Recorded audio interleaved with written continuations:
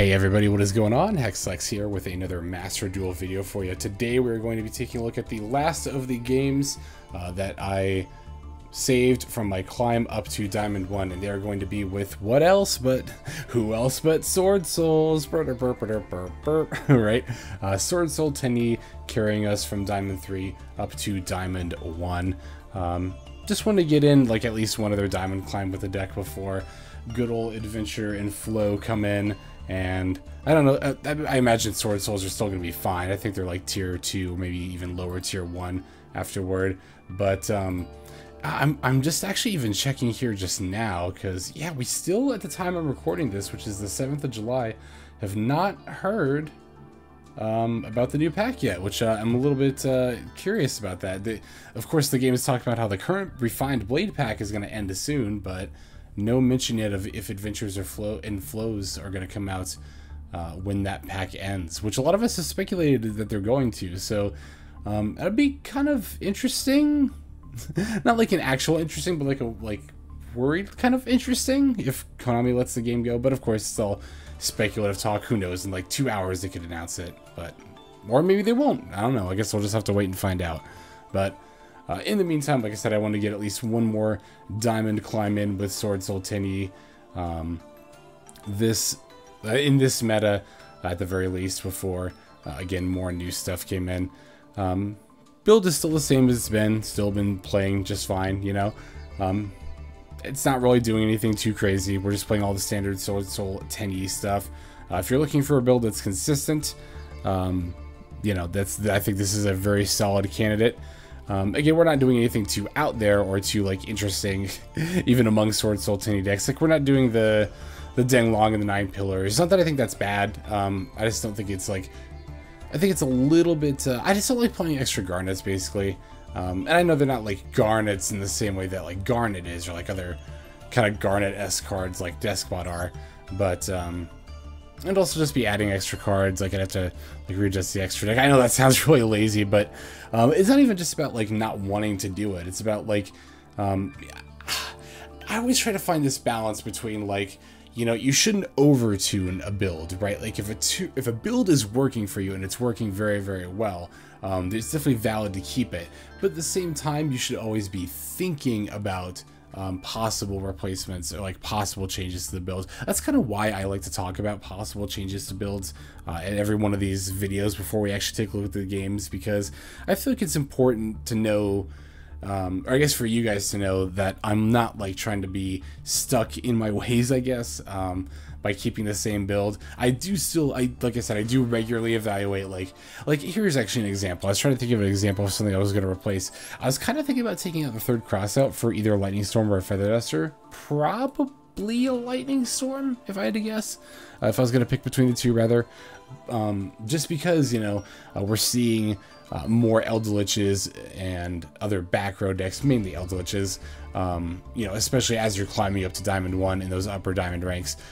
There's just about as many Eldritches as Sword Souls. There are still, in my experience anyway, more Sword Souls, but almost as many Eldritches as Sword Souls there as well. So it was to the point where it's like, okay, probably should be playing some out of back row hate.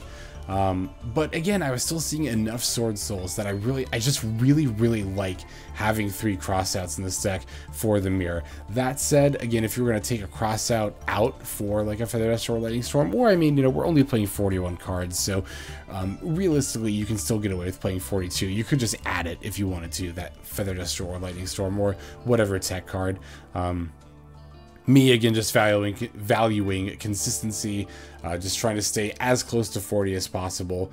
But in this particular deck, oh, I guess the other thing I was kind of thinking about dropping was one of these 2 Imperms, because I noticed that there's a lot of the time where Imperm is really good against the mirror match, but now we're starting to see enough decks like Eldritch and other decks that are just not Swordsoul Tenyis that are taking advantage of a Swordsoul heavy format to tech against them and do well as a result. That Imperm, I mean, it's still mainly just Eldritch, right? Imperm is not that great against Eldritch, which again, I've run into enough of that it's made me reconsider how I fine-tune my build. But Once again, I just did not, by the time I was at the point where I was like, okay, I'm really seriously considering making this change for this climb, I was already at like Diamond 2 and about to hit Diamond 1 anyway, so I was like, you know what, we'll just finish out the run with what we've got, and sure enough, we managed to do just that fairly easily enough there. So, as always, we'll go ahead and break down the list card by card, and then we'll take a look at some gameplay. We've got 1 Effect Veiler, 1 Deskbot 001, 3 Tenyi Spirit Adhara, 3 Maxx, 3 Ash Blossom and Joyous Spring, 3 Swordsoul of Mo Ye, 2 Swordsoul of Taia, 2 Incredible Ecclesia, the Virtuous, 3 Swordsoul Strategist Longyuan, 1 Tenyi Spirit Vishuda, 3 Tenyi Spirit Ashuna, 1 Nibiru, the Primal Being, 1 Archnemesis Protos, 2 Vessel for the Dragon Cycle, 3 Swordsoul Emergence, 2 Call by the Grave, 3 Crossout Exterminator, 2 Infinite Impermanence, and then 1 Swordsoul Blackout. Extra deck has 1 Yazi, Evil of the Yang Zing, 2 Baxia, Brightness of the Yang Zing, 1 Borreload Savage Dragon, 1 Draco Berserker of the Tenyi, 2 Swordsoul Grandmaster Chixiao, 1 Chaofeng, Phantom of the Yang Zing, 1 Baronne de Fluer, 1 Swordsoul Supreme Sovereign Cheng Ying, 2 Monk of the Tenyi, 1 Crystron Halqifibrax, 1 Shaman of the Tenyi, and then finally, of course, Mecha Phantom Beast Auroradon. Alright, now that we've covered the build and talked about it a little bit, let's go ahead and take a look at those games leading up to Diamond 1 there. Alright, so this first game we'll look at here is against Virtual World. That's the other deck. I knew there was another deck during the profile that I was wanting to mention that I'd seen a lot. And that's Virtual World. That was the other reason why I was thinking about taking Imperm out, is because, you know, when I say it's like Swordsoul, Eldritch, and everything else, a lot of what I've seen of everything else is Virtual World. Like, seeing a lot more Virtual World than, like, Trizu, for example, right now. Trizu just seems to be falling in popularity quite a bit, as it does not have the best Swordsoul matchup, and can sometimes struggle against Eldritch as well. Although it's a deck that could very easily run Lightning Storm, even 2 if it wanted to. I mean, I used to run 2 back when I first built the deck, but could if you wanted to, but I feel like the format is not quite back row heavy enough to warrant 2 Lightning Storm per se. Ah yes, so we had the Crossout there ready for the Maxx, was it? Yeah, it looks like a Maxx there. They have the Ash Blossom as well, but fortunately we're just the luckiest player in the world, and we opened Callback. Was our hand just like the Stone Cold Nuts? Didn't we just open... Hang on, what did we all open here? Okay, it wasn't like the Stone Cold... Well, I mean, we got a Tenyi monster and a Vessel. That's always enough. And okay, so it kind of was Stone Cold Nuts. we had a combo line and a Crossout and a Callby. That's definitely pretty nutty. And we got to use both hand traps as well.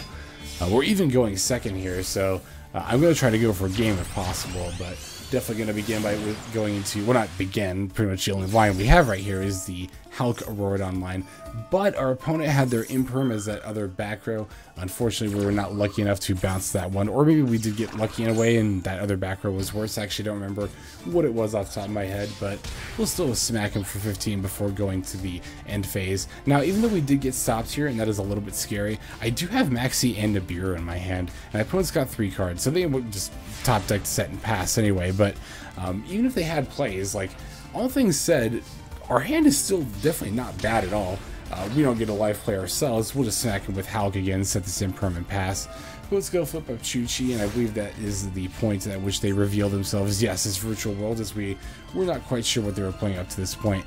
They've got a Lili, so they've clearly got plays here. I'm going to counter with the Maxx, and hope they don't have a Callby or a Crossout, which fortunately they do not. Maxx being, I mean, Maxx is the most effective hand trap against a lot of different decks, but Virtual World definitely for sure, because as I mentioned earlier, this deck is notoriously, rather, I should say, Imperm, Veiler, those kinds of disruption effects are notoriously poor responses against Virtual World, as they don't really rely on any on-board effects in order to get their plays going. So we top deck a Emergence. Well, we technically top deck 2, one off the Maxx, I believe there. But that's actually going to be totally fine, as we're able to search a Mo Ye anyway, and then reveal the other Emergence in our hand for the condition of Mo Ye. I mean, obviously we could have Virtuous for Taia, but it's definitely better to go for Mo Ye when possible. Getting the draw plus the search definitely being preferable to just getting like a Taia and sending instead of drawing. That's where I was getting at with there. But cool, yeah, that's all we've got for that game there. Let's go ahead and take a look at the next one. So this game is going to be against Phantom Knights. I'm actually trying to make an effort to pronounce the T, because I notice when I go back and edit some of these videos where I talk about or play Phantom Knights a lot, I'll sometimes say Phantom Knights, you know, like something like, yeah, I got them there, Phantom Knights. It's like, that's not Phantom, it's Phantom. I don't know why I'm always such a stickler for pronunciation. I mean, it's whatever. Because I don't put that onus on other people, right? With other people, it's like, as long as I understand what word you mean, I don't really care how you pronounce it. But for me, then when I go to pronounce it, I'm like, oh, I have to make sure I'm enunciating every single letter. I don't know. Just, I guess it's a human thing, right? To be harder on yourself than others about small things like that. But in any case, yeah, they're going to go ahead and lead off with their plays, their good old Phantom Knight plays here. I'll drop Nibiru once the Rusty Bardish comes down, which does definitely end up being too early. Just even based off the fact that they sent their Ragged Gloves to grave, right? I should have realized, like, oh, they can just send a Wings or a Fogblade Banish to get the Rusty Bardish back and then activate the effect anyway. So, definitely wasted this Nibiru here, I'm not gonna lie. I could have activated this at a much better time. But, so it goes, you know. It might be tempting to just stop the game right here when you, I mean, you know, I like to think I am a lot more collected than to, you know, just rage quit of that degree, but I do still feel the temptation occasionally, right? Like, especially when you see the opponent setting up like this, and it's like, oh great, now they're going to have a ridiculous setup with the Scythe Lock, and I'm not going to be able to counter it, all because I Nibiru'd way too early. You know, sometimes it's easy to get just that frustrated and be like, alright, I'm just going to quit and go to the next game. But one of the things I like to preach quite a bit, and sometimes it is hard to practice what I preach, is not conceding right away, you know? At least not unless you know for sure your opponent is about to kill you. But like in situations like this where you feel really far behind and it seems like you're not going to be able to come back at all, you know, still just play it out, because I've had definitely more than enough games where I've had the thought of conceding really early, but then I decide to stick through it and play it out, and then I end up winning. And this game is actually going to be one of those cases, 'cause it's like, again, you might see this and be like, oh, the Nib came down way too early and they established a Scythe Lock anyway, how are we possibly going to play through this? Well, I will show you how. So I'm going to start off with the Longyuan. I guess I'm just kind of trying to bait the Scythe Lock at this point, right? Like, I knew it was coming, so I'm like, let's get it out of the way this turn. We can't just try to skirt or play around it forever, because, well, you know, it's not really gonna, we have to get it out of the way. That's basically the main, you know, the main point. Plus, by doing it at this juncture, we are able to Vessel for the Vishuda, and now we can bounce the DPE. So, you know, Silver Linings and all that, we don't have to worry about DPE anymore. Now we can just go into battle phase, going over this Anaconda, not that I was going to do anything else anyway, get rid of this Bardish as well. And yeah, we got Scythe locked, but now all our opponents got is the Scythe, as well as, you know, the back row and a couple of other cards in hand, sure, but nothing I'm super scared of here. Yes, so they have the Dasher for the Ash, so that way they can get their draws with the Celestial here, after normal summoning the Ancient Cloak. And then, of course, that Ash being a level 3 is actually very useful for Phantom. Now I feel like I'm over-enunciating it for Phantom Knight. But then I do it like that. See, if I don't try, then I just say Phantom, like Phantom. But yeah, Phantom Knights definitely appreciate Ash being a level 3. That's just the main point of what I was getting at there, so... Nightmare Unicorn is going to go ahead and take care of the Nibiru... Wait, token? No, wait, what did they... It was some kind of... Oh, it was a Swordsoul token. I was like, wait, I heard the sound effects. I know they sent back some kind of token. Interesting that they used the Unicorn to get rid of the token. Although I guess they're going to end up removing the whole board at some point anyway, right? So maybe it just didn't matter. I would just think that you'd want to shuffle back like the Nibiru. Or get rid of the Nibiru, rather. But they were able to do that with the Brave Sword either way, so... And then moving into Access Code Talker, although... No, Raider's Knight wouldn't have been. Raider's Knight into Arc Rebellion. I was trying to figure out if that would have been lethal. I don't think it would have, so... Yeah, at this point, it's like kind of astounding that I didn't die. Well, I guess they're just out of stuff, right? Because all they have left is that Silent Boots, but... yeah, definitely grateful to not be dead yet. We're still hanging on with 2100 life points. Opponent's got a lot of really scary back rows, though. I think they've got multiple Fog Blades now, if I recall correctly. But we can still definitely try to persevere here. Obviously going to lead by summoning the Adhara and then going into Monk. And I want to look at my extra deck, because yeah, I was going to say, I'm pretty sure I still got most, if not all, of the extra deck here. And I know I can use Vishuda to get rid of the one Fog Blade.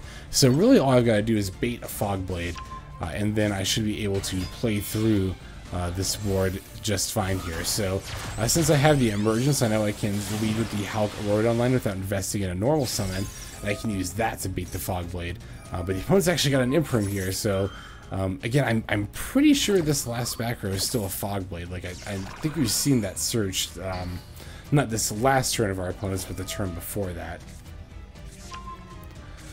Yeah, so that being the case here, I Emergence for Longyuan rather than Mo Ye, and then we're going to use that to go into a Baronne as opposed to a level 8 synchro. Again, the Mo Ye, the Emergence for the Mo Ye would have been ideal, but given that we know our opponent's got Disruption face down, yeah, we can't just allow it to go unchecked. So we're able to use the Baronne to try to destroy the Talker. Of course, you have to chain the Fog Blade, and then we can just use Baronne's Omni Negate to stop the Fog Blade from screwing us over there. And since the opponent's only at 2900, this is going to end up being enough for lethal anyways. We're able to run over the Torn Scales with the Halq, and then go into lethal with the Baronne. Although not quite yet, as the opponent does have the Fog Blade in order to bring back a couple of monsters here. So we do have a couple of other things to run through first.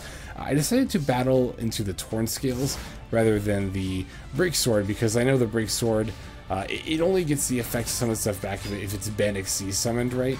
So I want to get rid of the Torn Scales so that way they wouldn't have a level 3 material monster in order to go into plays, as well as if they wouldn't have a monster to...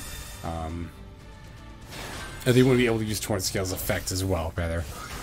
So opponent's able to go into a Zeus, but with only one material, it's not going to threaten us too much here. They've got an Almirage as well to protect it from Baronne's effect, and then they get to search yet another Fog Blade on top of that. So yeah, I'm gonna have to try to guess which one of these face down cards is the Fog Blade here. Or actually, no, that's right. We don't even have to guess, because we try to activate Baronne's effect during the standby phase, but opponent just went ahead and flipped up the Fog Blade here anyways, so that makes our life a little bit easier in that regard. I'm going to use Ecclesia here and get a Taia in order to start making plays here. Now we can get around this Zeus without having to worry about the Almirage stopping us from getting it off the board. Because what we can do is we can go into Baxia here. Or, oh no, we're going to Vishuda and bounce the face down card first. I gotcha, that makes sense. Yep, so then we're going to go into Baxia. We can put back, actually we can put back Zeus and the Fog Blade, and that'll free up our Baronne as well, which will be far more than enough for lethal, as we know the card in our opponent's hand was a card they had face down, so not going to be anything that's going to be able to stop us from ending the game here. So, alright, let's go and take a look at the next game. Alright, so this game here is going to be against Virtual World. I wanted to show this one next because this actually was a very, very good game. If this is the one I'm remembering. This was from tonight.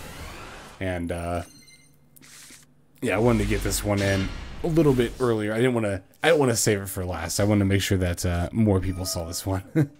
So, another phenomenal opening hand here, of course, with, because we're the luckiest player in the world. We've got a Tenyi monster plus a vessel, so that of course means we're able to get the Halqifibrax online with a Protos setup. And I kind of want to actually talk about this a little bit, because I've seen some people who might not have seen the combo guide, which will be linked in the description below, by the way, ask about how the Halqifibrax line works. And I want to talk about this particular variant with Vessel, where you're able to set up a Protos here. So if you've got Vessel plus any Tenyi monster in your opening hand, what you can do is special your Tenyi monster, right? Summon the monk. Then you use Vessel to send Archnemesis Protos, which might seem a little bit weird, but we're going to send a Protos from deck to grave, and then add Tenyi Spirit Adhara. Now, if the Tenyi you opened with was Vishuda or Ashuna, you can just special Adhara, and then you don't even need to use your normal summon to do this play. But even if you opened Adhara like we did, you can still normal summon the Adhara. From there, you can link those into Crystron Halqifibrax. That is going to summon your Deskbot 001 from the deck. You then link those two away for Mechaphana Beast Auroradon.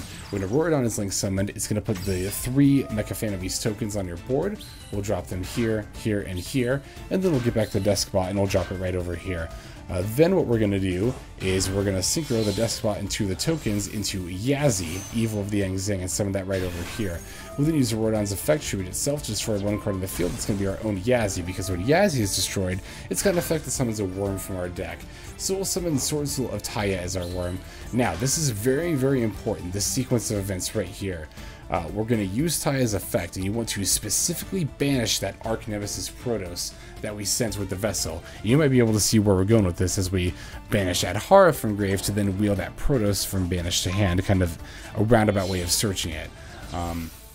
Now we're going to go into a level 8 synchro. Not Chixiao like you might think, but actually Baxia first.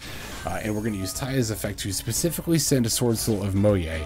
This is because we're going to use the Baxia to destroy our last token and bring back the Mo Ye. And now that we have something to reveal with Mo Ye, the Protos, that's another nice thing about this combo is even if you, by the end of it, or if even by the point of summoning Taia, you don't have something in hand to reveal with Mo Ye, you can just use our Adhara to wheel something to your hand. But we had the Emergence, but we'll just reveal the Protos since obviously we added that anyway. And then now with Mo Ye, we can go into Chixiao. And of course, we're going to set up the chain block for Chixiao's search with Mo Ye's draw, so that we draw then search when the chain link resolves. Draw then search is the way to go anyway, because it's better to get an idea of what you want to search for after you've drawn. Don't want to draw the thing you just searched for if you did it the other way. So I'll use the Emergence to get an Ashuna here and some of the Longyuan in order to set up the Baronne here. And because we did the Tenyi plus Vessel, or we opened Tenyi plus Vessel and did that combo line, we not only get the Baxia Chixiao Baronne that the Halqifibrax line gets you, but then we also get that Protos because we were able to set it up with the Vessel and then banish it with Taia and then wheel it with Adhara. Again, just kind of like a roundabout way of searching it from our deck to our hand. So gonna call Dark here as always, because obviously we don't want to blow up any of our own things, and then Dark is just the best thing to call in a vacuum. It's gonna be Virtual World, so calling Dark does not do anything here. Wind and Earth are the things to call against them. Wind being, I think, a little bit better than Earth, but obviously, going first and playing in a vacuum best of one, there's no way we could have known that. So we're going to negate the Kowloon here with the Ash. One's going to try to cross it out. I'm going to use the Baronne on the crossout because, especially, I mean, I knew this before I played Virtual World, but especially now that I've played Virtual World, I know just how important Kowloon is in order to getting all the best plays off. So being able to stop it when possible is definitely advisable. As you can see here, they had a normal summon a Gigi and then a reveal another Gigi, so the fact that my opponent's got a pretty mediocre start as a result of that Kowloon getting negated, definitely making me feel pretty good here. Although I do have to say it is a little bit scary knowing that the only form of disruption I have at this point is Chixiao, and again knowing that Chixiao is typically not that great against VW, Virtual World. Saying VW makes you think of Arthur, like, obviously DW, like, VW! No, okay, anyway. Now looks like they're going to go for level 9, making the Shen here. Even though it doesn't look like they're able to do too much, but they still have a decent, well, I thought they actually had more plays. I thought they had a different card in hand. They had a different card in hand, but I think that might have been an actual different game that I'm thinking of. Yeah, okay, I thought they had another virtual monster in hand, but maybe that was just a different game. So during the end phase, I'm going to use Chixiao to banish Taia. That might look a little weird and pointless, but the reason I want to get Taia banished is just in case I need to wheel it back to my hand with Adhara later. So opponent does have the Chuchi in order to pop the Baronne during the draw phase, which is a bit unfortunate. I would have liked to use the Baronne's effect during the standby phase, but at the very least here now I can use Protos and call Wind. Like I said, between Wind and Earth, I think Wind is probably a little bit better than Earth to call against Virtual World. Wind will shut them out of Shen, Nyan Nyan, Lulu, and what's the other? I think, is there one more main deck monster that's Wind? I'm trying to remember. I don't think so, actually, because what I was going to note is that, with Earth being the only thing they can use, they can still summon Lili, Lao Lao, and Gigi. Like, they can still Lao Lao for Gigi to make plays, so, yeah, calling Wind doesn't always stop Virtual World, and then, of course, they can still normal summon as well, so calling Wind with Protos does not always stop Virtual World right in its tracks, but I think it does a decent enough job most of the time that it's probably, I think it's better than Earth to call, probably, generally speaking. Now, obviously, case by case, and even here it might have been better to call Earth, but then I just decided to call Wind. Well, I knew they had the Lulu in hand. That's one of the main reasons I wanted to call One of the main reasons I wanted to call Wind is to get rid of the Lulu. So yeah, we'll use the you know, Chixiao to negate the Vermilion, but it's still able to run over the Protos. And we do have the Adhara, but we're still going to need a little bit more help if we're going to, you know, have enough stuff to combo off her game, ideally on next turn. We do top deck the Ashuna, so that is going to end up being a very nice draw in order to get us, you know, where we need to be as far as that goes. And if we use the Ashuna to summon a Vishuda here, I'm just going to normal summon the... Well, okay, actually, I shouldn't have just normal summoned the Adhara. That was definitely a misplay on my part. I should have specialed Adhara and then used Ashuna to get the Vishuda out. I just did it in the wrong order there. Would have saved me a normal summon, which is actually relevant for wheeling the Taia back to hand. Now, it's not going to matter for me here, because I can just use Baxia and bring back the Mo Ye. And get game that way, but I could have potentially, you know, messed myself up a little bit by doing things in the wrong order like that. Definitely should have specialed that Adhara, but it's ultimately not going to end up mattering as we're able to secure the game anyway. Okay, I've got one more replay for us to take a look at. Let's go ahead and jump straight into it. Okay, last game here is against Numeron. Ran into a lot of Numerons in this last part of the climb, as I often do. I suppose I can't fault people too much, even if it is a little annoying, but this is another, I think we had a Trizu game like this too, where it's like, oh, we played against Numeron, but then we actually went first and didn't open a very good going first hand, so we didn't end up actually summoning any monsters. Okay, yeah, this is one of the reasons I want to show this game, right? Because I've seen this actually more than once when doing just the dual live mission, and even though you don't have to, I'll usually just watch the game anyway, because I think it can be interesting. I've seen so many people playing against Numerons. Their opponent plays a mallet, and then they don't ash it, even though they're holding the ash. I think you should definitely be ashing the magical mallet. Magical mallet is usually, well, not usually. In this particular meta, I think it's usually pretty indicative of Numerons. The only other thing it usually is, besides that, is like some really weird FTK deck, but I think in either case, it's fine to ash the mallet. I think people see mallet and be like, oh, there surely is a better search or draw card that I can ash than this. Like, it doesn't look particularly powerful, but when we keep our opponent confined to the cards that they open with and don't let them sculpt or refine their hand at all, that will oftentimes be the best way to go, as it'll keep them relatively locked into only the things that they opened with, as opposed to even just a little bit of filtering, like with Magical Mallet here, is often enough for them to play through then multiple, not even just one, but multiple hand traps. So yeah, I like to ash the mallet. Opponent's gonna have a sci-frame gear for it anyway, so it doesn't really matter in this case. I'm going to go ahead and Maxx C, because this is going to be at least some amount of draws off of Maxx C, and I want to make sure that I'm able to get those so that I can actually get live plays for my next turn. And of course we don't, we just draw into the Crossout. But, you know, say la vie, it is what it is, but it's going to be able to mallet anyway, keeping one and then drawing three, so definitely a bit curious that they kept the one there. They're going to go into the Sci-Frame Lord Omega, and rip one of these, maybe rip one of these cards from my hand. I actually don't think they end up doing it, if I remember right. For some reason, they don't end up doing it.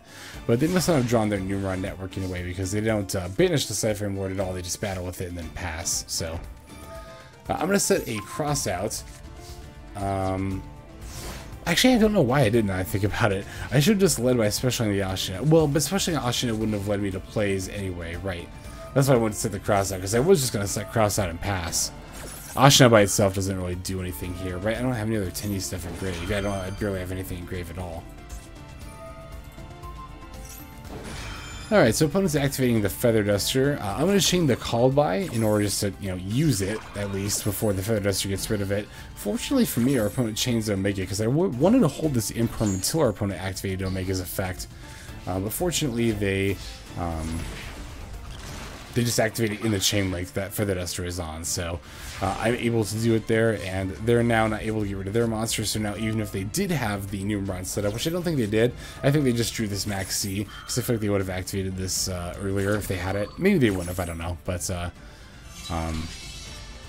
yeah, I wanted to negate the Sci-Frame Lord Omega, so that way, now that if they had drawn a way to go into the Numeron network, they still wouldn't be able to use it, because you're only able to summon out the gates if you have no monsters on the field. If you've got a monster on the field, then, well, then you can't OTK your opponent. So definitely like being alive more than dead. So like negating that Omega Sword can't make itself leave the field, so that way our opponent can't win the game like that. So, but now I want it to leave the field. Now that it's my turn and I'm the one making the plays, right? So we're gonna get Chixiao here and use this effect as well as activating Taia's effect.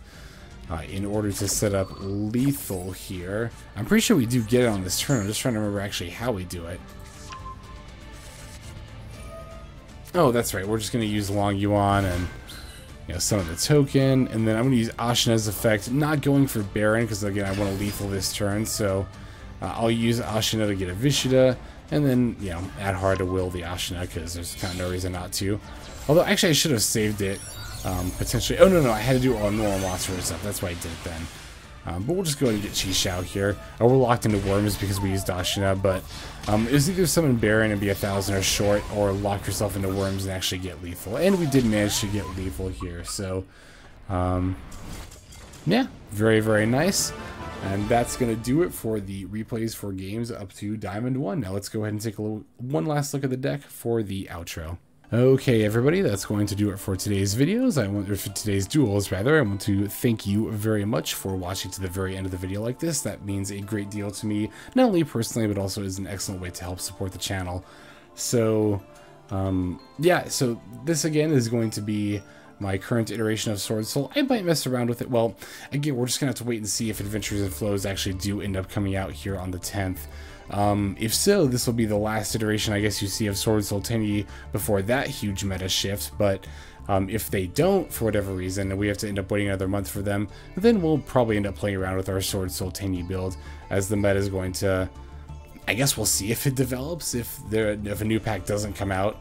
It's kind of up in the air at this point, but again, who knows? I bet by the time this video actually drops, I guess we'll know one way or another by the time this video drops. I think this might even come out on the 10th, but I'm always wrong when I try to guess what date the video comes out on, because I usually end up flip-flopping them around last-minute decision anyway. So, yeah, that's all I got for this one. Oh, the other great ways that I appreciate you guys and to support the channel are those of you who are commenting and subscribing.